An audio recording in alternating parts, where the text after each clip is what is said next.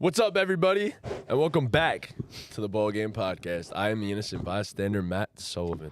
I'm Tom. I'm Curse. Wait for it.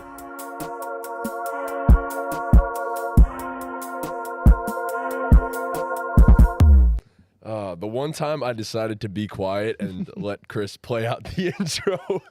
Oh, boy. Well, welcome back to the show. Sound like you had auto-tune right there. What? Like, whoa. Well, welcome back to the show, and today we are going to be doing the NFL honors. Of course, our midseason awards and who we would pick at this current moment to win each NFL award. So, very interested to see what a lot of us think about this stuff, how we feel, and I feel like some of these awards we're gonna agree on. A fair amount of them we're going to agree on, but there's definitely going to be a few that maybe things don't match up for some of us. But be sure to leave a like, subscribe, hit that notification bell, all that stuff before we even get into everything. By the way, we just dropped an episode of the NBA Jeopardy. And be sure to go check that one out. Leave a like on that. All that good stuff. So go show some love. Appreciate you guys. All right.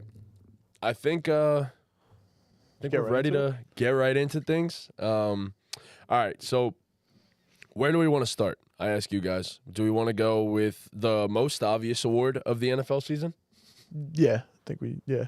Okay. So I think our comeback player of the year is probably Lamar Hamlin, and he wouldn't even need to play a snap to be the comeback player of the year. Yeah, I mean, The guy basically died on a football field. And now he's still on a team, yeah. So still on a roster. I don't think anyone else really has an argument, unless like Breece Hall goes and scores 50 touchdowns over the stretch of the season, then maybe he gets it. But So my one question is like, nobody should take it away from Damar, right? Like he doesn't even need to play a snap. He deserves it. Yeah. Just be like we said, just being on an NFL roster is enough. What if like Rodgers comes back Week 17, gets the Jets in the playoffs? Does that like count? Does it count to be a comeback player of the year when you like? I don't know, man. But I don't think anyone's going to take it from Damar. No, I know that, but I'm just. I think if Rodgers came back like today, it maybe a different story. But like, yeah, the guy died on the field. No, I like there's just no. I agree. I'm I know. He takes it from him, but does it even make it a competition? Like, is it a thought in our heads? And does that count for comeback player of the year? Like, isn't it from one year to the next? Or like, is this a possibility that like, since it's a medical fucking miracle as well, like a torn Achilles, who the fuck's coming back from that? Yeah, I think they would just be like, in the same season. Yeah, I don't think it would take away from it. Since we're on that topic, do we think he comes back? Either one of you, do you think he's back this season? Rodgers? Yes. My head says no, but yeah, I want to say no, but it seems like he's so ahead of schedule that he might just come back. Pat McAfee and AJ Hawk talk about this like every week, and they say the same thing. Well, like he comes on the show every week. Yeah, he's on every Tuesday. He's like, it makes no sense how this guy is like you keep wanting to say no, he's not coming back, and every week McAfee asks AJ Hawk like, do we really think he can come back? And AJ Hawk's like, no, but like he keeps defying all expectations of this injury. So, bro, do I think he's gonna? If I was betting money on it, I'd say no. But would I be super shocked if he does? At this point, no. I mean, bro, those psychedelics and darkness retreats do some things. Yeah, the dolphin sex works, I guess. I don't know. Whatever the hell he was talking about. Those things do some things for you, I guess. But yeah, comeback player of the year, it should and will go to Damar Hamlin. Yeah. All right.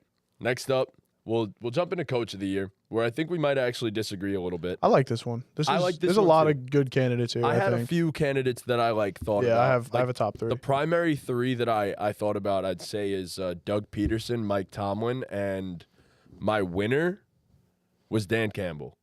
Yeah. Because the Detroit Lions have been historically the worst. You could say the worst franchise in the entire NFL.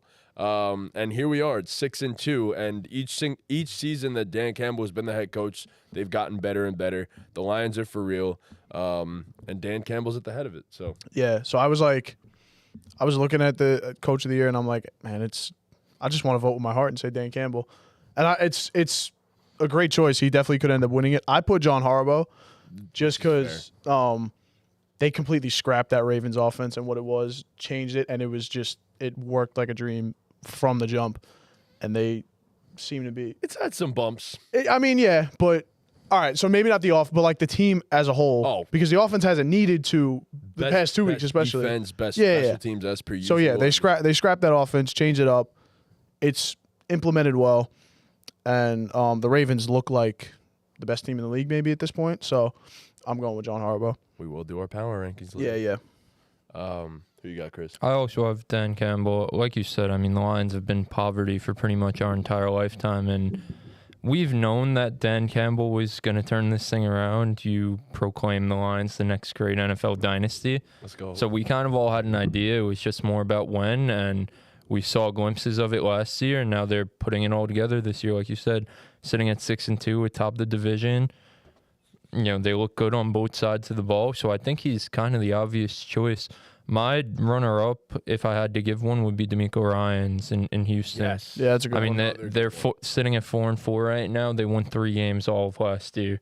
That speaks for itself, right there. So yeah, my 3 were Harbaugh, Peterson, and Campbell. So, but yeah, there's Tomlin's a great selection. DeMeco Ryans. There's a lot of good candidates for Coach of the Year. Tomlin because, like, for you to be outgained in all of your games this season and to somehow, like, I didn't pick him to win the award, but to be my runner-up, like, that's ridiculous. That like he's coaching his ass off this season. Yeah.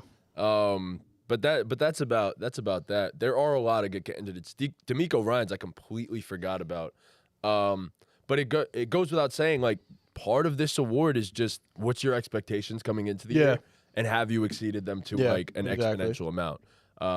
So yeah, that's why, like, I kind of kept off, like, the John Harbaughs of the world, because I thought, like, the Ravens would be great. A lot of people thought the Ravens would be great. Yeah, that's fair. And they are. So, but yeah, that's that. All right, Coach of the Year out of the way, Comeback Player of the Year out of the way. So now we get into the more specific player awards. All right. What do we want to start off with? Do we want to do the rookies right now? yeah. Yeah, sure. All right, we can do the rookies. We'll start off with Offensive Rookie of the Year. And my pick was C.J. Stroud, the quarterback of that DeMeco Ryans Texans team. It's C.J. Stroud, and I feel like this past week made me not even have to give an in-depth explanation, but, like, I'll do it anyway. So he's 3rd in the NFL in yards per attempt. He is currently 1st in the NFL in deep ball completion percentage at 59.3 and 2nd in adjusted deep ball completion percentage, which takes into account drops and stuff like that. He's 7th in passing yards, and he's 8th in QBR at 72.2, and that is on a scale of 1 to 100, in case you did not know. C.J. Stroud is a baller. He's already, you could argue, the best deep ball passer in the NFL as a rookie, which is ridiculous. He has great pocket presence, and yeah, I mean, we're looking at a potential future top 5 quarterback in the entire NFL. So, yeah, I mean, my pick is also C.J. Stroud. It's really not even close. Shout out Puka Nacua. No one expected him to be this good, but C.J. Stroud, yeah, I mean, I think he's one of 6 quarterbacks to have 470 yards and 5 touchdowns in a game, which as a rookie, I mean, that's the greatest rookie performance ever in the NFL ever. Yes. So when you have that kind of explosiveness under your belt, it's hard to pass him up. And 40 seconds game-winning drive in that same game. And I mean, yeah, this guy's clearly not even a franchise quarterback. He's going to be, like you said, one of the best quarterbacks in the NFL. But we'll get more in depth into that. I mean, later. his stats on passes 20+ yards are not normal. Yeah, it's just not. Yeah, not at all. 16 for 27, 59.3% completion, 6 touchdowns, 0 interceptions. Look at the passer rating. 10 big-time throws. All the way at the end. It's ridiculous. Oh, my God. The NFL passer ratings of 143.1. That's not normal.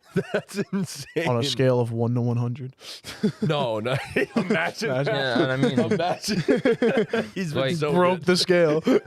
More than anything, more than the stats suggest. I mean, we saw last week. He has clearly shown that he possesses the dog inside of him. Yes, he does. 43 seconds left on that game-winning drive. Yeah. And I mean, that fired. whole fourth quarter was just clutch. Yeah. Yes. And he's fired, bro. His touchdown celebrations are gas. Yeah, I've never. Yeah, he's a guy you want to root for sure. Like, yes. I've never seen a rookie in maybe any sport looks so comfortable at the pro level. And in the NFL, especially where the adjustment from college to the pros is pretty rough, I think we would all agree. Yeah. I mean, like I said, I've never seen a guy look so comfortable, so poised, and just execute to perfection. Like the guy just single-handedly won that game. I mean, he was making throws. That throw to Tank Dell on the sideline on that last drive. Oh my God. That's not fair. Like there's 5 guys in the league that can make plays like that in that situation, you know? And for a rookie to be one of those guys, yeah, he's something special, man. He's going to be a lot of fun to watch for a long time. Who you got, Chris? Is it Oh, it's CJ Stroud. Yeah, I figured. Okay, cool. I just wanted to. Yeah, I didn't think I needed to even say it. Yeah. Another thing that makes me happy with Stroud, Colin Cowherd said he'd be the most likely quarterback in this draft to fail, and I love when Colin Cowherd's wrong. So Colin Cowherd says everything with such supreme confidence. That's why. That I want to believe him. Yeah, exactly. That I want to believe him. So when he's wrong, it's to be so fair. satisfying. I mean, look, I was wrong too. I had Bryce Young as my QB1 coming out of this class, and yeah. I mean, yeah. Needless to say, that one does not look amazing at the current moment.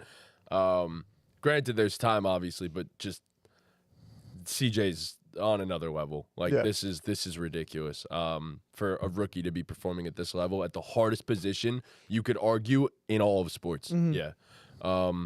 So yeah, the CJ Stroud clean sweep of offensive rookie, and still 1 interception on the year. Yeah. Yeah. 1 interception. That's wild that I said that was yeah. God bless. All right. Next up, we'll go to defensive rookie of the year, and Chris, I'll give you the floor for this one. You could start this one off. Hold on, I'm gonna sneeze again. I'll start. God bless. Go ahead. Bless you. My defensive rookie of the year is Jalen Carter. Second highest graded interior lineman according to PFF. That kid's just a beast, and on that Eagles front, I know some people are going to be like, oh, well, the pass rush makes his job easier, which, yeah, that's fine, but the guy's still executing at a super high level. He's already one of the best interior linemen in the NFL, so I'm going to give it to him. I think it's between him and another guy. I won't be mad either way, but my pick is Jalen Carter. I think it's between 3, but I think it's the clear winner. I wonder if Chris went with him. I hope so. Who was your? Yeah, I have Devon Witherspoon. Yep. I mean, that game against the Giants, it really put him on the map, honestly. I hate to do that to you guys. You want to look what it says in my notes? Do we remember that 100-yard pick six in all caps? Because I was there. Oh, I do. I mean, not even just that. Would they have him? Would he have 2 sacks in that game too? Yeah, I remember they were talking about on the broadcast of that game that he was pick six. He was playing in the slot due to an injury, and he looked like they unlocked something with him there. But I mean, he's been phenomenal. 77.7 coverage grade on PFF. That's 4th amongst rookies. You know, he has a few interceptions, obviously has the pick 6. He's been pretty spectacular. He's almost been flawless, and that's pretty rare as a rookie NFL corner, considering it's one of the harder positions to play. Yep. Yeah, I mean, he's second in the NFL in reception percentage. He only allows a completion on 47% of targets against him. He's tied for 12th in yards per reception. And, yeah, I mean, not to mention he's a great blitzing defensive back as well. He's a pretty damn good tackler for a corner. Yeah, I mean, it's pretty nuts. It's pretty nuts the type of shit that Devon Witherspoon is able to do in his first season. It's close to Sauce Gardner type levels of great at the cornerback position in a rookie year. So Devon Witherspoon is for real. Jalen Carter, I completely understand that man's going to be a menace. Yeah. Getting Aaron Donald comparisons already, which is ridiculous. And then Will Anderson is another guy that definitely deserves to be mentioned. There's a few other great rookie corners, but this was a pretty clear winner in my opinion. I mean, he's missed the game, and he still has numbers like this. So Devon Witherspoon, the real fucking deal. The Seahawks don't miss anymore with draft picks. They really do not miss anymore with draft picks. So... yeah, I mean, shout out to them for that one. All right, so we're off the rookies, and now the 3 biggest awards in the NFL. We'll start off with Offensive Player of the Year, and for me, Actually, Chris, you We get might started. have 3 different names here. I'm really curious to see how this looks. No. Maybe. Let's see. For Chris, who you got? offensive rookie, for offensive player of the year, Yes. it's I think it's a one-horse race. yeah, it's pretty self-explanatory. I'm just pulling up the stats, so I have stuff to speak about while I say it. But it's Tyreek Hill. Yep. I mean, he's already over 1,000 yards, 8 touchdowns. It's pretty self-explanatory. He's the most explosive weapon in all of football. I mean, his ability to just stretch the defense, and even when he's not getting the ball, be such a big factor in the defense. And obviously, when he does get the ball, he's electric. So I think he's been by far the best receiver in the NFL this year. I agree. Tom, go ahead. So, I'm not mad at Tyreek. I have AJ Brown. I'm also Tyreek, so yeah. Okay, yeah, I have AJ Brown, and the only reason I put AJ over Tyreek is I honestly think it's hard to say because it's going to sound like I'm trying to discredit Tyreek, and I'm not. I think AJ has like bailed the Eagles out and like bailed Jalen Hurts out when like the offense hasn't, like the Eagles offense through the first few games of the season didn't look like as great as we thought it could be. And AJ Brown was still out there just making incredible play after incredible play. And again, not that Tyreek hasn't. So I'm not mad either way. But AJ Brown, I mean, obviously we know the 6-game stretch of 125 yards plus. Beat Megatron out for that. Bro, historical, yeah. Yeah, like just an absolute freak. And yeah, like I said, my pick is AJ Brown. I'm not mad either way. No, I like the AJ Brown pick. Like, obviously, he's been spectacular this year. You can't. And his numbers aren't that far off No, Tyreek. they're not that far off. The reason why I give the edge to Tyreek so much is because I feel like Tyreek. I know Mike McDaniel is a great play caller and all that stuff, and obviously Nick Sirianni's doing his thing too. But I feel like Tyreek is the Dolphins' offense, if that makes sense. Like, they obviously have a scheme in place that's pretty good, but the scheme is built around the play. Tyreek Hill. I feel like Fearing him. Like, I know Mike McDaniel had his thing beforehand, but like, it's really hand catered to Tyreek Hill. He is the scheme. AJ Brown, on the other hand, is in this great run scheme, which, takes pressure. Obviously, he demands double coverage almost all the time, but the Eagles' ability to run the ball and be a run-first team, I feel like, takes the pressure off of him a little bit, to where I feel like AJ Brown is a part of a system and Tyreek Hill is the system. At the same time, though, the Dolphins also have a No, they do have a great run. I phenomenal run. I also kind of feel like AJ Brown, to an extent, operates outside the system, which is why That's fair. that's why that was my pick, is he's just like going out and just making these the way he catches. elevates the Yeah, system. exactly. No, that's fair. I'll say he is the greatest size, speed, strength combination that we have in the NFL. Yeah, receiver. yeah. That for sure, in my personal opinion. He, yes, you could argue DK Metcalf, but DK's been kind of missing this season, and plus, injuries he's been dealing with.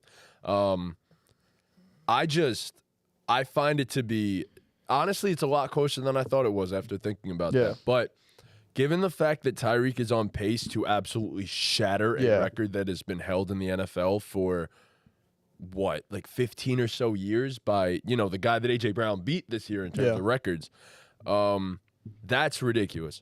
Tyreek's about to do something, well, not about to, we don't know for sure, but he's on pace to do something that, will be in the NFL record books for, I'm assuming, quite a fucking while. So, he's on pace for close to 2,200 receiving yards this season. And if he gets that, undoubtedly offensive player of the year. Not even fair. Not even close. What makes me really sad, though, is I want to give a big shout out to Nick Chubb, because prior to him going down, he was on a tear running the really football was, as well.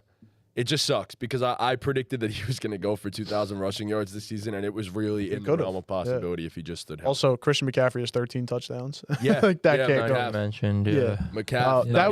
That was why in the race. Yeah, that's why I said before the show, I was like, I think the top 3 is consensus: AJ, Tyreek, McCaffrey, and I don't really think you can go wrong. So they all have an argument. Weeks, I feel like McCaff has fallen off slightly. Yeah, just but he because still of scores efficiency. every week. Right, because of efficiency numbers. And look, the San Francisco offense as a whole has kind of been faltering a little bit recently. My thing about McCaff is just like he takes that offense to a completely different level. Like they're and you got to good think with about him. it like this: if McCaff has like a big game, like let's just say next week, one huge monster game, can put him above. Like we know he can. alters Yeah. the efficiency numbers for the season as a whole, like significantly, probably just because there's so little games in the NFL. You know what I mean? Yeah. Yeah. I just don't want it to Change it, seem yeah. like we're not No, giving he's McCaffrey his flowers. most definitely but in yeah. the race, a part Yeah. of the race. Absolutely. That's my top 3. I would say. Yeah. I'm looking at Tyreek Hill's like advanced stats on the player profile website. It's really not normal. I know. I looked at that. Like stuff obviously too. he leads the league in receiving yards, number 2 in receptions, number 1 in touchdowns. But like his yards after catch, he's number 1. Yards per route run, he's number 1. He's getting separation, number 8 in the league. Like, Yo, his yards per route run is ridiculous. That number. bro, 4.3 yards per route run. That's insane. not normal, bro. Good Per is route like run? 2. 1.5. Or like 1.5. Yeah. Good That's is like unreal. 1.5, 2. Yeah.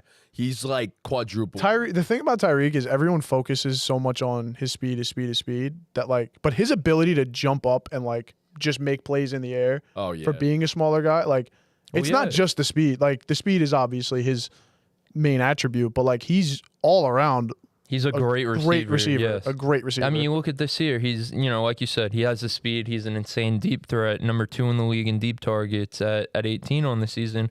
But he's also number 2 in the NFL in red zone He's also- targets yeah, at number yeah, at exactly. 13. Like he's not normal. and he's always open. Always He's open. always open. Always open. And if he's not open, he will make a play on the Yeah, ball. exactly. And I'm Like, sure there's a metric that you could find out there that like where it's like safety help, and he's most definitely number 1. Like not without a question. The defense probably fears Tyreek Hill more than any single offensive player in the NFL. Yeah. And I feel like it needs to be said that like this is just a part of it. I'm pretty sure it was released by Vegas that the position player that affects O-line the most if he's not playing is Tyreek Hill. So by like 3 points or some something, man. shit, which Yeah. is ridiculous if you have a 3-point swing on Vegas. Like that's insane as a position player. Tyreek is one of the most special talents we've ever seen at the receiver position. Like we're watching Absolutely probably unreal. a top 10 receiver of all time at the current moment. Yeah. So, which is just ridiculous. I'm trying to give you a second to find yeah, I that. can't really find it. That's fine. All right. So that's offensive player of the year. So now we move to the other side of the ball, and we talk about defensive player of the year. You wanna get us started, Tom? I'll start it off. Yeah, my defensive player of the year is Myles Garrett. Okay. The guy is just an absolute freak of nature. I don't have the numbers. You guys probably have more numbers than I I have do. a Yeah, whole you lot of have a whole lot of numbers numbers, for I'm this sure. My thing with Myles Garrett is it was that Colts game really that like solidified it. Like I've never seen, I think I said this on the pod, I've never seen a defensive player, let alone a defensive lineman, single-handedly take over a game the way that Myles Garrett did. I mean, the guy just does whatever he wants. Yeah. You line him up outside, you line him up in on the interior. It doesn't matter. The clip of like 2 guys shadowing him pre-snap, him dribbling Causes a before the delay of game exactly. Against the Titans because And of it's that. just like I said, this guy is just a one-man wrecking crew, absolute freak of nature, and it's not to take away from the other candidates because there are other guys that totally could come out and win this award, but Myles Garrett is just I think he's running away with it right now. Yeah, there's a clear-cut top 3. I'd say it's so, Probably yeah. Bosa, Micah, and Myles Garrett. So Maybe, for yeah, I don't me, know. I mean, Bosa doesn't have the sack production, but I'll let you guys go before I overall throw stuff out, that he puts throw out. names. All right, so my defense player of the year was also Myles Garrett. He definitely deserves it this season. So he's tied for 2nd in sacks in the NFL. He's 2nd in pass rush win rate. He's 3rd in run stop win rate, and he's 9th in pressures amongst all edge defenders. With that being said, he gets double teamed amongst all edge defenders, the most in the NFL, at 31%. Myles Garrett That's insane. is the most feared edge rusher and probably defensive player in the entire NFL. Like we're talking about Aaron Donald levels of fear, most likely. I'm afraid of From Myles what I'm Garrett. looking- I'm afraid he's going to come through the Bro. TV and sack me. Bro, he looks terrifying. I would not even want to be in the same room as Myles Garrett because I'd be scared for my life. He is Euro stepping before plays. He's working on his dribbling package before plays. Myles Garrett's having fun with it right now. And that's even more terrifying than anything else. So Yeah, Myles Garrett's my defensive player of the year for all the reasons that I just listed. The stats could say one thing, but eye test is even another thing. So my defensive player of the year actually is none of the three guys that you said are the favorites. I have Max Crosby as my defensive player of the year. Forgot about Max. Leads the NFL in total would love pressures to at see it. 53. Has 10 sacks, 18.1% win rate. It's not as good as Myles Garrett. He's not getting double teamed as much as Myles Garrett. But the reason why I have Max Crosby as my defensive player of the year, obviously he has the individual stats, like I just said, to make a case as good of a case as anyone. But the Raiders' defense actually isn't the worst in the NFL. And that moves me a lot because they suck.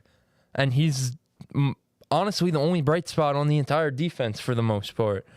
He's by far their best player on the defense, and we look at that defense as probably a bottom 5 unit, and in most statistical categories, they're not a bottom 5 unit, and I think that's a lot to do with how great Max Crosby has been this year. I mean, even in the run game, like he's disrupting the run at a crazy rate. He's been phenomenal this year. Obviously, we know Max Crosby's great, but I think he's taken it to another level this year, so he's my defensive player of the year. So the only reason I didn't even think of Max Crosby is because, like, historically, it does go to a player on a great defense. A great defense, yeah. So that was agree. my I get only that. thing. So, like, Max Crosby obviously deserves to be in there, but it's just a product of the fact that his entire defense as a whole just lacks talent. But Max Crosby as an individual defensive player, if on a better defense, would get the exact I same love Max recognition Crosby. as Yeah. all these I other would guys. love to see him win the award. Bro, Yeah, I just thought it was crazy that in most of the team stats defensively, they're about middle of the pack. you know what? Right. I didn't think that Yeah. until I looked it up and Yeah. saw that. So, yeah, they've been They're bad relatively against the decent. run. They're the worst against the run. But the I entire don't. NFL? I don't think he could really solve that You can't do it himself. by yourself. He You can can't run do away more from than it. he You can already run is. on Yeah. the other side. Yeah, exactly. So I love the way he runs. Like when he gets around a tackle and he just has his arms like out, like flailing. It's just he just runs so funny. my favorite, Love my it. favorite is the way Aiden Hutchinson rushes Yeah. the passer. Like the He's memes great at where it. He it's like, still has too. a case too, by the way. Aiden He's does up have a there, yeah. case. He's definitely Aiden definitely has a still case as well. very much alive in this conversation. TJ Watt. I was too. trying to think of like non-pass rushers that would have a case. No one has a case this year. I don't think any. The only one like I was Roquan going to say comes to maybe mind. Roquan, but I Maybe think there's Roquan. 4 or 5 guys ahead of him. Roquan Yeah. comes to mind for me. Yeah, Roquan definitely like in the conversation. In terms of like secondary players, I don't think anyone's in the conversation. No, No. No cornerbacks. I saw it today. There's a new highest graded cornerback on PFF. I think it's DJ Reed. It is It is DJ. I was DJ looking Reed. for Yeah. it. It's DJ Yeah. Reed. amongst all It was cornerbacks. DJ Reed, Jalen Johnson, Paulson and Adebo. Paulson Adebo. Yeah. None of Which is crazy. Yeah, like yeah, that is a crazy 3. yeah. It's insane. Oh my god. But yeah, I mean, overall there are I'd say 5 legitimate candidates you can make a case for. I do feel like Myles Garrett is the clear favorite though, at the current I moment. think so too. All right, now on to the most important award in the entire NFL, and that is the MVP. Chris, you could get us started for this one. I mean, it's Lamar Jackson. I Yes, think sir. it's pretty obvious that it's Lamar Jackson. I feel like the thing with Lamar is his stats don't jump out at you like, they have in years past with Lamar. He's, what is he, 1,900 yards through the air, 9 touchdowns, 3 interceptions. Like, all right, through 9 weeks, that's cool, but I mean, you just see Lamar making all these big-time throws in tight windows. And, I mean, we've talked about it on the podcast. There's been, like, 2 weeks where Lamar's receivers have completely sold him. He's throwing all over the field. Like, I just think he looks polished as a passer right now. There's really not a throw that he can't make. And, you're not going to sack him that often because of what he could do as a runner of the football, which I haven't even mentioned yet. Yeah. He's still the best runner of the football at the quarterback position in the NFL. No one's taking that title from him anytime soon. So when you combine that with a guy who looks like a top 5 passer of the football, and then you combine that with a team that looks like the best team in all of football, and an offense that honestly lacks a lot of skill in comparison to other top offenses, and Lamar's just elevating. I mean, they have a different running back every week. Yeah. You know, the receivers are always banged up, and Lamar just elevates whatever talent's around him, and that's evident in their record and the wins they have this year. Yeah. So, yeah, my pick is also Lamar Jackson. Like you said, I think the most important thing when you talk about the most valuable player is value. And like you said, he elevates everyone around him. And that's just that, like I said, that's my most important aspect of the MVP award. And Lamar has just gotten better year after year after year. And this year, more so than ever, he's arguably better at throwing the football than he is at running at this point. Yeah. And he's still Crazy. he's the leading rusher at quarterback by like 100 yards. So, and that element can't be taken away from him at all. The fact that he can absolutely tear you up in both aspects of the game. So, yeah, Lamar Jackson, that's the one. So I was shocked to go back and see that, like, he's only middle of the pack in drop percentage amongst his receivers. It's just, we look at it and think it's worse simply because the drops that the receivers have had have been touchdowns. Detrimental. So like, we could be talking about Lamar like genuinely having 5 more touchdowns right now this season if it wasn't for the drops that the receivers had. It's one thing to have drops where it's like, it was a 5-yard catch, he was going to get tackled. That still shows up as a drop, but drops are not made the same.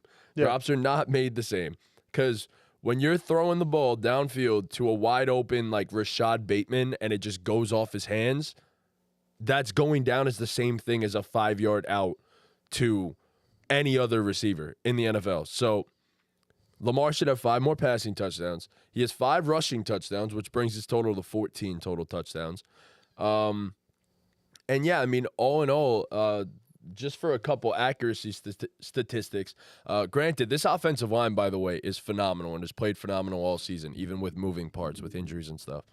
So he's the best in the NFL at extending plays, as when he takes over 2.5 seconds to throw, he has a 116 passer rating and the best PFF grade amongst all quarterbacks. He has the second most money throws in the entire NFL, and he's been top 5 in completion percentage against pressure, so you can't blitz the guy anymore, which used to be the big weakness in his game. And he is the most accurate quarterback in the red zone, the most important part of the football field. And when windows get the tightest, Lamar Jackson is still the most accurate quarterback in the NFL. So his evolution as a passer has been something special to watch. The guy works incredibly hard. He got paid, deserved to get paid, as everyone was banging the table for that. And Ravens as my Super Bowl pick is looking pretty damn good at the current moment. So yeah, big shout out to Lamar. Big what was Big Trust? Big Trust. Mark Ingram, Big Trust. Whoop, whoop. Yeah. So Lamar, my MVP.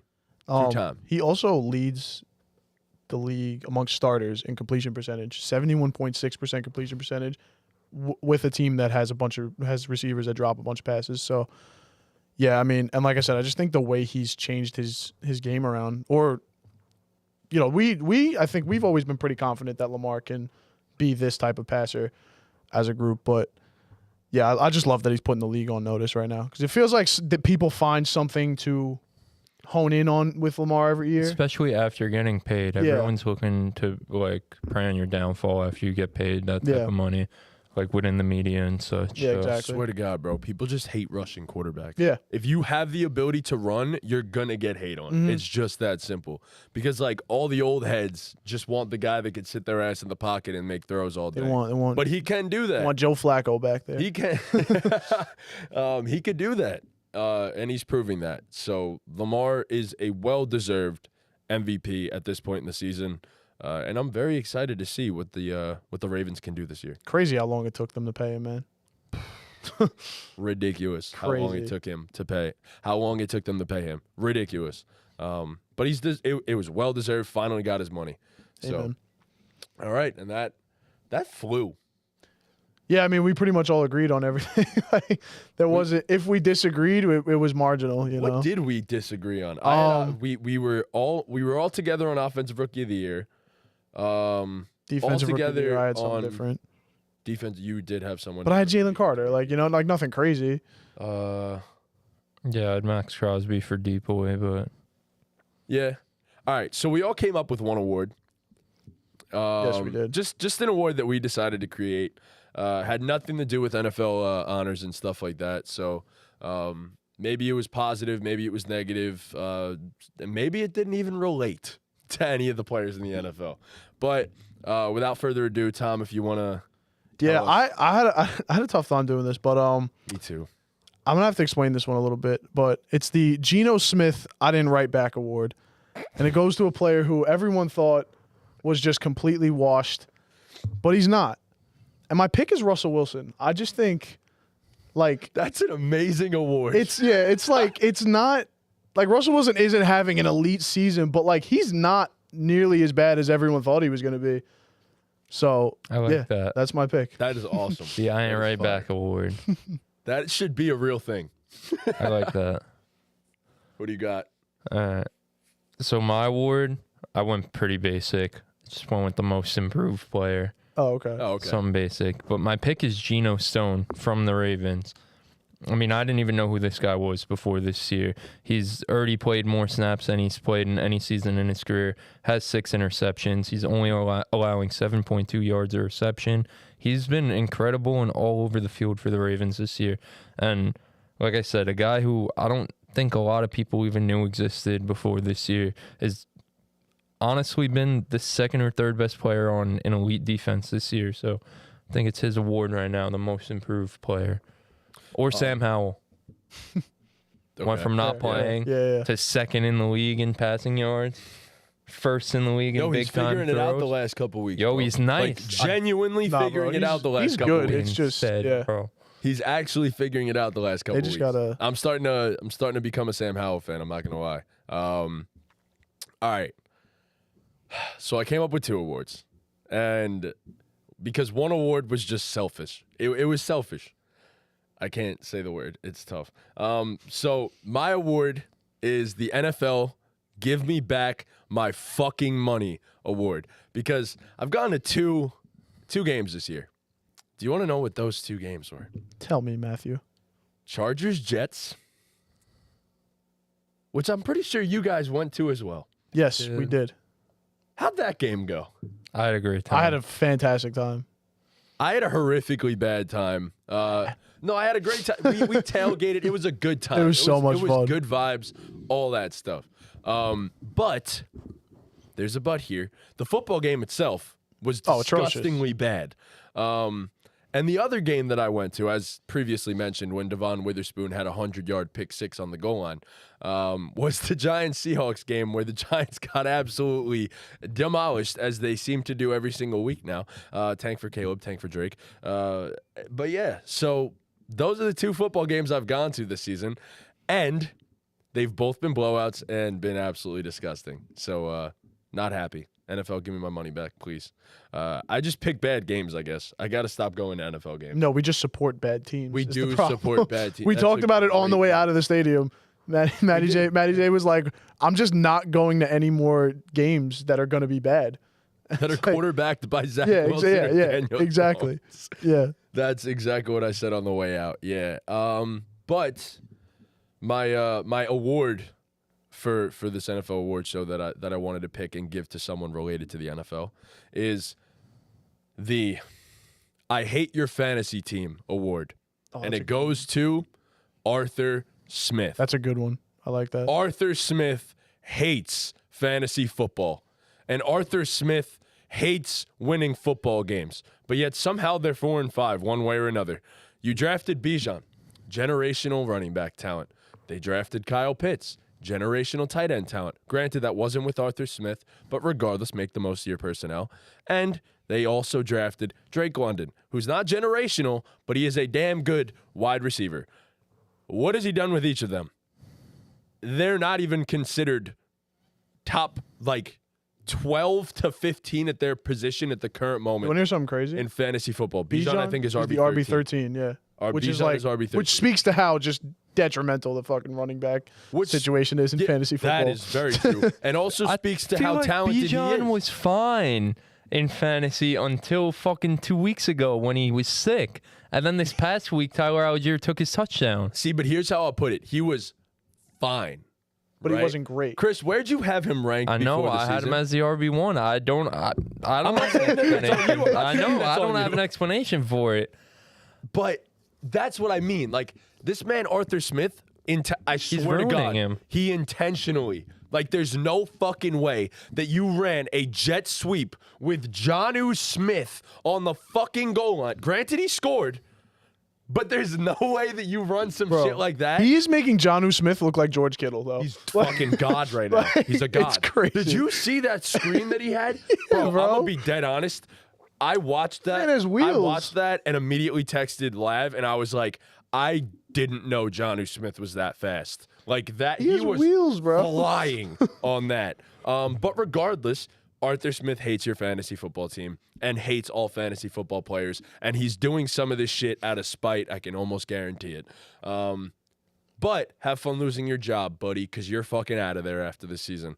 Way to lose to C.J. Stroud with 40 seconds left. All right. And that was my little Arthur Smith rant. I'm done with the shit, bro. It was fun. So, yeah. Do you guys want to talk about any of these games in particular? That was fast. Yeah, that was if really we fast. have a little. We could do. I feel like we talked about the side things Stroud right thing now, well. and then we could talk about a few teams if we want. That's to. fine, Get those out of the way. So, all right. You want Tom, me to I go first? believe the guy Yeah. that I just mentioned. Yeah. TJ. Not Arthur Smith. I do not have an Arthur Fuck. Smith. Would you rather? Would you rather Arthur Smith? Anyone Every else? single coach in the we should do NFL. that. We should do that. Yeah, Would honestly, you rather let's do Arthur it. Smith make Let's do that it. while we do CJ Yeah, you make that. Yeah, yeah. All right. All right. This is Would You Rather CJ Stroud edition. So Let's go. I have 8 names. That's enough, right? That's more than enough. Okay. Yeah. First up is Jared Goff. CJ Stroud. So I should pose this question. Obviously, this isn't going to be in it, but is this like long term? Rest of season. This season? Yeah. Jared Goff, Interesting. Why?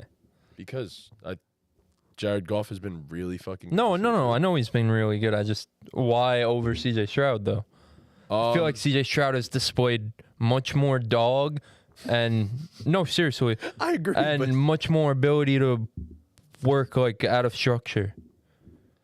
Jared Goff's a Dan Campbell and Dome Merchant. bro, okay, but Jared Goff has still been more accurate overall this season. Yes, CJ Stroud has been the better deep ball passer, but like, let's not act like his like situation has been bad. It was supposed to be bad coming into the season, and you could argue that Stroud made it. He's but elevating those Tank guys. Dell has been phenomenal. He's elevating Tank Dell. But Tank has been open a lot. No, he has been. Nico CJ Collins has Stroud. been phenomenal this year. Oh, well, yeah, Nico Collins is a true number 1 receiver. Okay. And then who else is there? Dalton Schultz, bro, who was successful with the Cowboys. Like, these are good football players. Like, Dalton Schultz isn't having a great year. He's a lot of drops. He was bad for the first like 4 games. yeah, but he's been really good for the last 4. Yeah. So Goff ain't throwing I for just think 470. CJ Stroud and their O-line has been solid. CJ Stroud just elevates his team more. And like game on the line, like I need a drive, I want CJ Stroud. I've before I seen want Goff Jared do it Goff. plenty of times. All right. Rest of season, I'm taking Jared Goff. Obviously, barring injury, Kirk Cousins. Barring injury, it was Kirk. Yeah, I'll take Kirk here. Okay. Dak Prescott. Dak. I'm gonna take Dak here. Dak's playing out of his mind Dak right has now. been unreal the last few weeks. Shout out to the Pick a Side boys on this one because they actually got into it a little bit on this one. Kyler Murray. CJ Stroud. I don't know why my computer keeps making noises. Shit's on mute. It's trying to speak. Oh man. I'm taking Stroud. Come on. Don't make this more complicated than it has to be. Bro, this is as close as it gets. I don't agree. And it really doesn't help that Kyler hasn't played. That's the point. That's exactly why. That's the That's point. exactly why he's here. I know, but the last time Kyler played, he was balling. Right. But then he tore his ACL. That's why it's the perfect He name. did tear his ACL. Yeah, I wish he didn't. We all do. Fuck, man.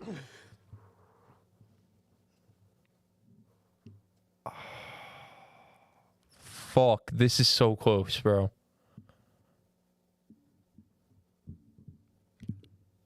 I'm gonna take CJ Stroud because I think he's better at throwing the football. Fair. Next two are just to piss you That's two off, easy, honestly. Justin Herbert.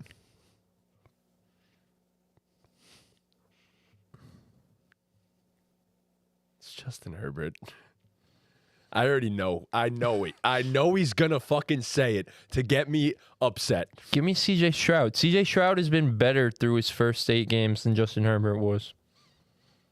That's objectively not true. It is, though. He's the best rookie quarterback we've ever seen in our lives. Yes, but that doesn't make him better than Justin Herbert because he's the best rookie quarterback ever. No, I'm saying he was better than Justin Herbert was through Justin Herbert's first 8 games. I thought you were talking about first 8 games of this season. No. He's saying rest of season. I know. I'm just making the point that C.J. Stroud's the best rookie quarterback ever, so I pick him. What does that have to do with anything? He's going to have a strong second half. All right, Sully, you have your chance to get your get back here. Tua Tagovailoa. It's fucking C.J. Stroud. I think I'd take C.J. Stroud on this one, too, and I'm a Dolphins fan. I'm not going to lie. I'm going to be dead honest. Imagine you put, like... I okay, love Tua, I'm though. sorry. I really do love Tua. The best deep ball passer so far in the NFL as a rookie. Imagine if you gave him fucking Tyreek Hill. Just throw and Jalen Waddle. Just throwing that out there. All right. Not saying Tua is bad. I'm not saying that. But you're the best deep ball thrower in the NFL with Tank Dell and Nico Collins right now. Come on. Hear me out, though. Hear me out. When you think of the Miami Dolphins, you think deep balls because they're so fast. But what's the bread and butter of the Miami Yards after Dolphins? catch. You got to be accurate. Not right. The middle of the field, the quick 1-2 drop, hitch, throw. Yeah. C.J. Stroud is, what's made C.J. Stroud so great this year isn't that. That's what's made Tua so great this year. I mean, to be fair, C.J. CJ's Stroud's elite down the killing it. middle. No, of the he's field killing too. it. Yeah. He's killing it, but Tua's the best at that. I don't think it's as simple as you plug any quarterback who could throw deeper than Tua into this Dolphins offense, and they become better. No, I agree. But you also, Baker you, Mayfield's not. you have to, you have to be very good at throwing in between the numbers. Yes, which C.J. Stroud is. He is. He's been very good in the I'd middle take of the field. Stroud over Tua, sadly. All right. Barely, though. That shit's close as hell, too. All right, 2 more names. Trevor Lawrence. Trev. Okay. Last name, Brock Purdy. C.J. Stroud. C.J. Stroud. It's not close. Not even remotely close. It's not even. There's just like question. I was scrolling through like TikTok comments, like even pick a side. There's so much indecisiveness on CJ Stroud. Like some people are like, yeah, he's better than Jalen Hurts, and some people are like, nah, he's not even better than Brock Purdy. Like it's crazy. Like the Jared Goff one is close. I leaned Jared Goff. I think that's right about where he is. Like CJ Stroud is like right now on that edge of like Fringe top 10, top 10, top 12 quarterback. Yeah. Yes. Yeah, and that's fair. I'm with that. But it's like let's not push the hype train so much. So right you're now. taking Jared Goff over Tua? For rest of season? I mean, yeah, I guess. Yeah. Interesting. Taking Jared Goff over Tua. I think, bro, Jared Goff was he's good. Like, let's not but- forget he was just an MVP candidate. He was. Like, we just considered him a top 5 MVP candidate. Yeah, but Tua has a full tattoo sleeve. You're so right. I forgot about that. Which means That does come into play. Which means he automatically has more dog in him. So, Yeah. yeah, All right, ready? I guess. Blind rank these NFL mascots. Oh boy. Okay. All right. The first one, we have the Jacksonville Jaguars. Jackson Deville. This guy. All right. There's going to be 5 of them. Yeah. 4? He's dripped. Yeah. I was thinking Let me see 3. him again. What's Iron Man's thing? Enhance image. What do you want? What is it? What's that? I was thinking that 3, AI but called? I'm down with 4 if you want I'll to put go it 4. Okay. 4. It's going to be so much worse. Nah. That is a disgusting mascot, though. I'm going to be honest. All right, next up, I don't know why this is a mascot for this team, but the Tennessee Titans, T-Rack. I think it's a raccoon. All right, that's 5. That's 5, You can't yeah. have a raccoon as your fucking mascot, bro. I mean, unless your team name is the Raccoon. Which is a horrible team name, might I add. The chat. I see the chat going Tennessee crazy over Titans. there. I got to see what's happening. Rock. I see the chat. All right, next up, the Cleveland Browns, Chomps. Dog. He's got dog in him. It's clean, That's too. 2? Yeah, That's 2 for sure. All right. Next up, the Buffalo Bills, Billy Buffalo. Billy Buffalo's cool. Oh, he's 3 though. Yeah, he's 3. Actually, no, he can't think be he's 1. one? He's not over the fucking dog. Yeah. He's not No. over the dog. He's 3. We should have put the dog 1. We should have. We We might have- fucked we up. might have, should We have. sold so bad. I already know it. We'll see. Stroud over Herbert? Stop it, Clemmy. And then you say you take Kyler and you take Jared Goff? You take them 2 over Herbert? Get the fuck out of here, Clemmy. All Come right. on. And the last one, so this is automatically number 1. Sir Saint of the New Orleans Saints. Please be cool.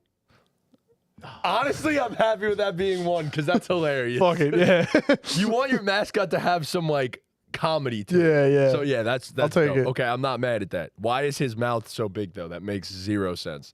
What is he doing with that? Anyways. All right. So that's that. Looks like something out of Star Wars. Yeah, it does. All right. So we'll do our power rankings too. What about Would You Rather Arthur Smith? Oh yeah. All right. So this one For fantasy football purposes. This one's a little tough for me. Because I'm not even gonna Because just Arthur Smith's put bad. I'm not just gonna put coaches, like NFL coaches. Like we're gonna include human beings. Like, would you rather Arthur Smith edition? All right, we're gonna start with coaches. We're definitely gonna start with coaches here. All right, would you rather have At coaching my football team? coaching Okay. your football team? There are not many bad coaches, to be entirely honest. Like there aren't many coaches that I could think are worse. Would you rather have Dennis Allen or Arthur Smith? Man. I hate how Arthur Smith coaches football. I'm going to take Arthur Smith. Wow. Yeah. I'm going to take Dennis Allen. Would you rather have You just have to say the name, right? You No, don't I have to know. say Would You Rather. Yeah. This guy's a rookie. Yeah. First time. Matt Eberflus or Arthur Smith? I'm going to take Arthur Smith. Yeah, I'll take Arthur Smith there. Josh McDaniels or Arthur Smith? Arthur Smith. Cliff Kingsbury or Arthur Smith? Who is not an NFL coach. He was the Cardinals Yeah. coach last He was, year? indeed. Okay. The air raid offense brought it to the NFL. That really worked, I swear. Yeah, I'm going to take Arthur Smith here, Yeah, too. I'll also take Arthur Smith, man. All right. It's not that bad. He's bad, but He's not that bad. All right. Would you rather have Donald Trump as a head coach of a football team or Arthur Smith? As the coach of my football team, Yes. I'm going to go with Arthur I Smith. think I'm going to go with Donald Trump. I think he'd probably give the ball to Bijan. He sees the money in him. Yeah, I feel like Donald Trump would just be like, that's the guy. That's the guy. That guy, wow, he's really good. That's the guy. Yeah. And then, football-related movies. I'm trying to think. Okay. Would you rather have Bobby Boucher or Arthur Smith as your football head coach? I'm going to go with Bobby Boucher. Yeah. You're damn definitely right. Bobby I'd Boucher. rather have Bobby Boucher. Yes. All right. Who's the guy from Remember the Titans? Who's Denzel Washington play? Yeah, but Give me he's him. obvious. Yeah, He's give me him. obvious. Come on. Give me Denzel Washington. He's one of the Yeah. greatest coaches of all time. Give me Denzel Give me Washington Denzel over Arthur Smith. to coach my fucking football team right now.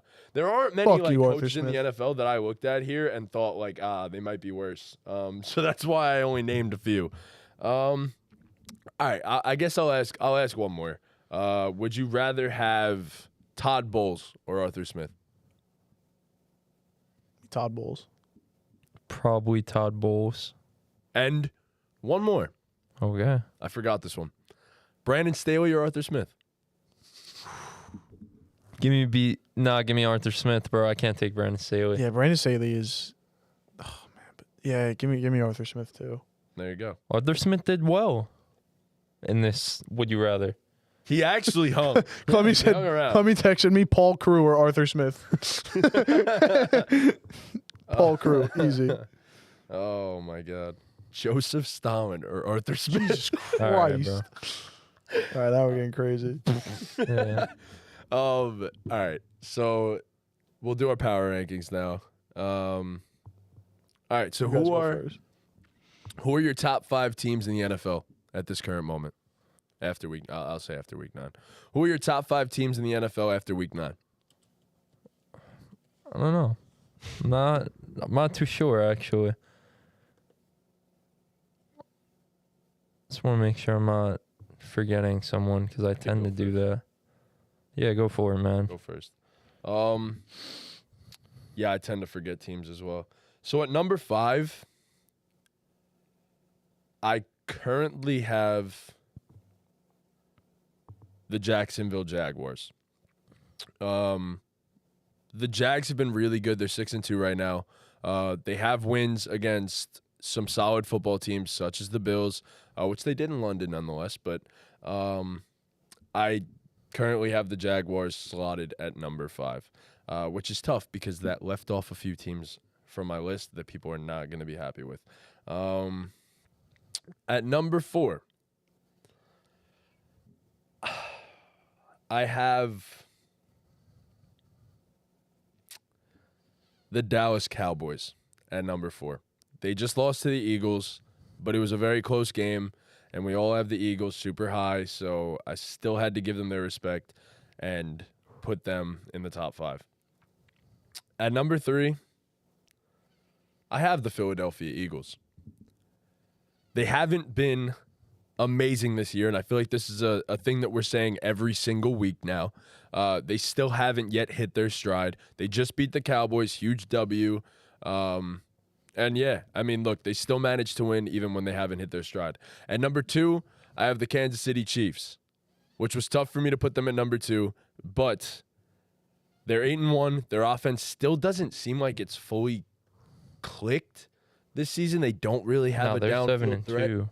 Oh, yeah, they just lost to the Broncos. Oh, my God, I forgot about that.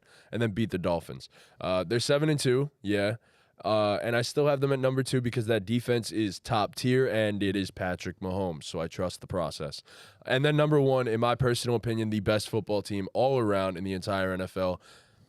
And my Super Bowl pick, the Baltimore Ravens. They belong here. They have the MVP. They have arguably the best defense in football. And, yeah, big trust. Whoop, whoop. I'll go. My number 5 is the Cincinnati Bengals. Might be a week or two too early on this, but I think Joe Burrow is back. I think the whole team is back. I think the defense looks great, and I think they're only going to get better as the season goes on. That's really all I got to say about the Bengals. My number 4 is the Jaguars, another team that's only gotten better as the season went on. They started 1-2, I believe, and they've won 5 straight. Am I right on that? I think I'm right on that. And they're only getting better. Love me some Trevor Lawrence. Love to see it. Number 3, I have the Philadelphia Eagles. Like you said, it feels like we're still waiting for them to just go absolutely nuclear, even though they've still been. I mean, they're 8-1. 8-1 is 8-1, respectable. Number 2 is the Kansas City Chiefs. You still got Patrick Mahomes. That defense is also getting better as the season goes on, and this is the best defense they've had, maybe in their run as a team. I mean, this defense is sick, and it's again only getting better. And number 1 is the Baltimore Ravens. Just executing on all cylinders. They look unstoppable right now. All right. So my number 5 is actually the 49ers. I know they lost 3 straight, but it's the 49ers. I mean, you look at that roster top to bottom, you got to look at them like a top 5 team in the NFL at bare minimum. My number 4 is going to be the Jaguars. Like you guys said, they're on a 5-game winning streak. Over the last 5 weeks, they look like arguably the best team in football. They're flying under the radar. We've said it a million times on this podcast about how underrated their defense has been this season. Trev's balling. He's being efficient. So I have the Jaguars at 4. My number 3 is going to be the Chiefs. Okay. And this is low, and I want to put them higher because their defense, like you said, might be the best defense they've had in the Mahomes era. Their offense is struggling, especially compared to the 2 teams I'm going to have above them who also have pretty good defenses themselves. So it's just hard for me to put the Chiefs any higher when, Mahomes actually looks human for once and they're just struggling as a unit. My number 2 is going to be the Baltimore Ravens. Lamar's playing at an MVP level. We all had him as MVP. The defense is balling out. But I just think the Eagles are better. They have a better record right now. I know we keep saying they haven't hit their stride, but that's why I feel like we have to have them at number 1, because they're 8-1. They lost 1 game, and all the other games they've won, it really didn't feel like for a second that they were going to lose. I mean, the Cowboys, they pretty much controlled that game the whole way. Yeah. You know, against the Commanders both times. They almost lost against the Cowboys. That was bad. I mean, like, it was a game of inches, but I don't know. I felt like they had it on locks all game. I don't just from me personally watching them this year, even the 2 against the Commanders that were really close. Like, it felt like they were just going to win. They just feel like they're going to win. It just feels like they're winning just off the talent that they have on their roster. Like we keep saying, they haven't put it together yet and had a real complete win where everyone's clicking on all cylinders. And they're still the best team in football without having that. Jalen Hurts is playing at an MVP level right now. A.J. Brown's playing at an Offensive Player of the Year level. We know what we're going to get out of their D-line. The question is the secondary. That's the question. That's been the weakness all year so far. But it really hasn't seemed to matter as they sit at 8-1. So they're my number 1 team right now. Okay. So for me, like when you guys rank your teams, I don't take into account like how I think they'd perform in the playoffs. If that comes into, I like, just your look thoughts at all. up until now. Okay. Yeah. Cool. I'm just wondering because like if I were to take into account how I would look at a team like come playoff time, I wouldn't have the Jaguars in my top 5. I wouldn't have the Jaguars in my top. No, 5. I'd have the 49ers. No in there disrespect for to sure. the Jags, like they're great and all. They've been phenomenal in the regular season, but like come playoff time, I'm going to trust the 49ers more. I'm likely going to trust a few other teams over them. And like for example, I would trust probably the Lions over the Jags. I think I'd slightly lean that way. Dolphins or Bills, I would probably trust them a little bit more. I do not trust the Bills in the playoffs. But Call me But yeah, crazy. I mean, look, all in all, there's a lot of really good football teams in the NFL right now. And Yeah. the AFC especially is loaded. Like, loaded. The fact that the Dolphins didn't even make our lists, that's crazy. I do kind of want to talk about the Dolphins a little bit. I feel like we need to. I feel like it needs to be spoken about. Their 3 losses have been against teams that we consider title contenders at that level. And while they've competed in all of them, they dig themselves a hole in all of those games as well. Like we were talking it was 21-0 at the half against the Chiefs, I'm pretty sure. And then the defense went shut down. And granted, the defense only gave up 14 points in this game. And because who returned the fumble? Cook, yes. Brian Cook returned the fumble off of a fucking lateral, which was insane. Tyreek got mugged on national television. Yes, that was crazy. So yeah, I don't think I'm that concerned about the Dolphins because they have been competitive in these games, even with the circumstances that they've had. But 0-3 in 3 big opportunities. It's just like the Dolphins. I know you're gonna have more to say to me than me, so I'll go first. The narrative around them is they can't beat good teams, and they haven't. Like so, until they do, that's gonna be what people are saying about them, and that's what it is right now. Yeah, I mean, I can't really cover them for I can't, you know. They're not beating good teams, and that's what everyone wants to see. If you're going to be an elite team, you have to be able to beat the elite, and they haven't been able to do that. I will say, to add on your point, Matty J, the defense has been getting better over the past few weeks, especially with Jalen Ramsey back. Like Bradley Chubb is having a great fucking year. Like he's been insane. Andrew Van Ginkel, you know, Phillips is healthy now. You have Wilkins back in the middle doing his thing. So like the defense is hitting its stride, which you love to see. It just seems like they keep shooting themselves in the foot in these high leverage games. Yes. I mean, against the Chiefs and against the Eagles, like I love Tyreek Hill, and he was our runaway offensive player of the year. He hasn't been good. He wasn't that good. Like he had the touchdown against the Eagles, but teams know to take him away. It's not even that. He just like a few drops. Yes. Like I think all his drops on the year, and in those 2 games, like he just hasn't have big drops. Hasn't looked like himself in those scenarios. The offensive line is getting penalized a shit ton in these high leverage games. Like they don't look like themselves. So I think like, I don't know these guys personally. They're getting paid millions of dollars, whatever, but it might be like a nerves thing. Like, they're just not comfortable in these high leverage situations. And I guess that's because they haven't been in that many of them as a group yet. So, you know, you got to, like, as a fan, you just got to say, like, all right, like, one of these games, they have, like I keep saying, you know, all season long, they have a gauntlet of a schedule for the second half. Like, they're going to play more good teams. They're going to win one. They got to win one. Yeah, they're right? going to have many chances to beat a good team. Like, they're not going to go 0 for the season against good teams. I promise you that. They haven't promise you that. They haven't beaten a team over 500 since September 25th, 2022. Right. I promise. Like, I'll put 100 beans on it with one of you right now. Like, that shit's not going to last all the rest season. of the schedule Let's of see. above 500 teams? I'm actually curious. They have the Bills again. I know that. As of right now, above 500 teams. The Cowboys, Cowboys, Bills.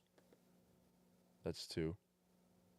the Ravens, 3. the Jets if they're over 500 at that point, and like the Commanders if maybe they're over 500 at that point. I don't know. Which they likely Won't be. But you end your season with the Cowboys, Ravens, and Bills. So, like, you're going to have chances. You're going to win one of them. Yeah. I wouldn't put money against it. You're going to win one of them. You're going to have 6 or 7 chances against above 500 teams. There's no way that you don't win a single one of those games. I mean, even if they only win one, like, that's not good. No, it's not good. But, yeah, I mean, it needs to be said. Yeah, but it'll at least shut everyone up a little bit. Their offense in those 3 games is averaging 20 fewer points per game. So, you know what I also think is a big difference? And I actually didn't expect him to contribute that much this year as a rookie, but I think they're missing Devon Achan. Yeah, Achan. Yeah, they're missing him because he was great for them, you know, the beginning of the season. And it seems like against these good teams, they're not really getting the run game going. You know, against the Eagles, they didn't get anything going. Against the Chiefs, Mostert got going later, but, you know, in the beginning of the game when they really needed it, they couldn't get anything going. And then again, But early on, they couldn't get anything going, and then they're already in the hole. And part of that's on the running backs. A lot of that's on the O-line, in my opinion. The O-line as a unit just hasn't shown up in these, you know, games. Yeah, all 3 of them so far, they just haven't shown up. And especially against the Chiefs, I really thought it was going to be different because, you know, Armstead was finally back. Team had some momentum, like they were getting healthier. So I thought this was going to be like the turning point, but it just wasn't. Yeah, it's been. Did you see Tyreek Hill said to Andy Reid, he was like, I'm going to catch a touchdown, and then I'm going to look over to you and say, you should have signed me. And then he didn't get to do it. Bro, he talks a lot of shit. And he could back it up, but you look like a fool when shit like that happens. So, I don't know. I think the Dolphins will figure it out. I just don't know how I feel about them come playoff time. That defense has some great personnel, though. It really does. Any other squads that we wanna just cover real quick? Because did you guys see Robert Saleh was on the Michael K show maybe yesterday, and they asked him Michael K pretty much asked him, you know, you have Trevor Siemian, why aren't you just like throwing him out there? And Robert Saleh was just like, I don't know. He was like, I plead the 5th. He was like, you got me there. It's pretty much said that word for it. Like, it's crazy how, you know, I don't like to assume about people I don't know, but it really does seem like he's finally lost all confidence in Zach Wilson. But bro, publicly, what is Trevor Siemian gonna do for you, man?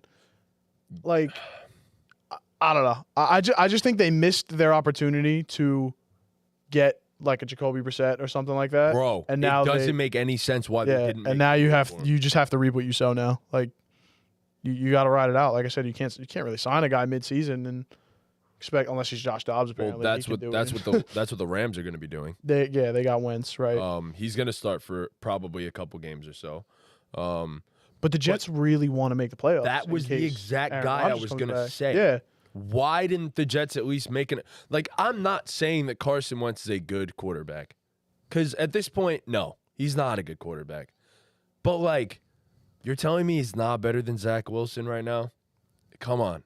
We've seen Wentz have at least modicums of success, like small portions of success, but and that's more than I could say about Zach Wilson. Like, we praised like this is what got me so mad about Zach.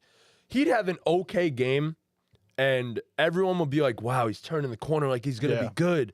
No, bro. Like, we just have such a low fucking standard for Zach Wilson that it's like if he does anything that resembles an NFL quarterback, we're going to be like, wow, Zach, you're good. Like, good job, buddy. It's like we have these fucking training wheels on a dude who's now in his 3rd pro season and hasn't shown any semblance of consistency as an NFL quarterback at all.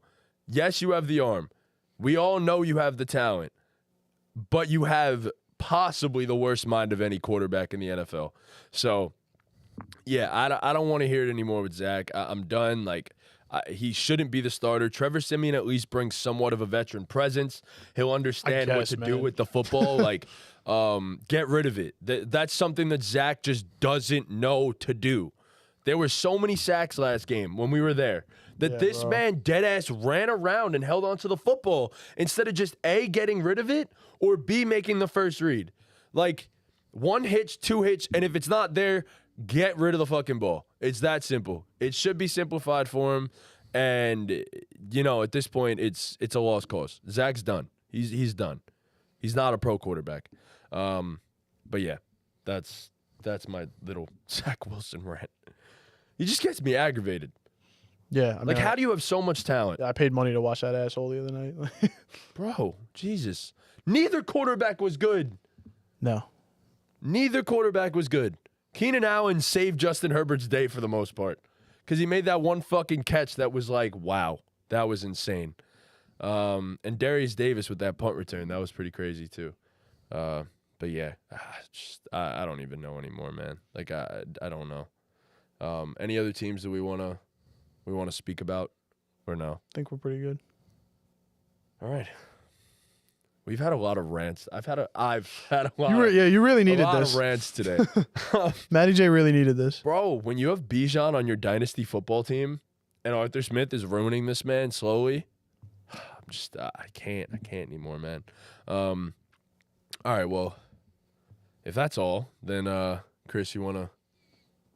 Yeah, man. Shout out to our partners over at Thrive Fantasy. If you guys don't know, Thrive Fantasy is the best up-and-coming daily fantasy sports app. They have pick'ems, they have daily fantasy lineups, they have the whole 9 yards. And when you make your first deposit and use code BallGamePod, they'll match that shit up to $250. Again, that's code BallGamePod for a first-time deposit match up to $250. That's free money. You know what's free crazy? money. On Sunday, I literally was like, you know what? I know I have $50 sitting in Thrive. Like, I should just start betting it. And then I looked, I go, how do I have $100 in Thrive? I swear to God, how do I have $100? I was like, oh, it's because they matched my first time deposit. I swear to God, that really happened. Yeah, shout out It's not just for the promo. Big shout out to our partners over at SeatGeek. It's how we ended up at the game Monday night. Unfortunately, watched Zach Wilson absolutely shit the bed, but big shout out to SeatGeek for getting us there and getting us great prices and getting us great seats, because guess what? SeatGeek grades each seat on a scale of 1 to 10, with green being a good deal and red being a bad deal. We ended up getting a great deal. We ended up getting great seats, and that's a big shout out. We really did. Yeah, and we we really had so did. much fun. We did. We had a grand old such a good time.